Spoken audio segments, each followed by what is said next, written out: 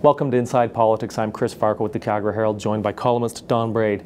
Don, there's 5 days to go in the Alberta election campaign, and this is the day I'm calling Poll-a-palooza because there's 4 or 5 new polls all coming out, all showing the same things. That Rachel Notley is taking off, that the NDP look to be poised to be a government, either minority or majority, and that the Tories are falling. Do you believe these polls? Well, there are moments when I feel like I'm down the rabbit hole, and there are other moments where I say when you get a dozen polls that are all showing the same thing over a couple of weeks and the trend is intensifying, that is, the NDP surge is getting stronger, you've got to believe that at this moment at least it's pretty darn close to the truth. The PC campaign is not showing much sign of life. They don't seem very energetic. They're deflated, frankly. Right. The trend line seems to be very clear here, and that is, since the debate, Rachel Notley's positive numbers have really soared, and Jim Prentice's numbers have absolutely fallen down to the floor. What is driving that?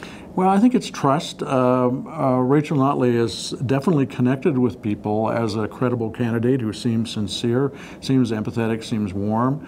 Prentice is dragging along the whole 44 years of the PC regime, and it's no longer just reflecting back on the time before him. It's reflecting on him as well. His popularity has declined, partly because their whole platform, which is basically the budget, has not gained any traction at all, and it's looking grim.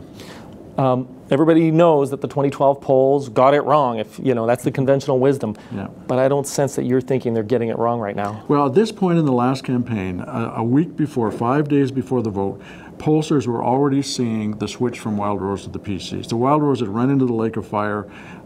It was starting to collapse on them, and the PCs were starting to come up. There's no pollster who's polling right now, who, none we know of anyway, who is seeing a trend like that for the Tories now.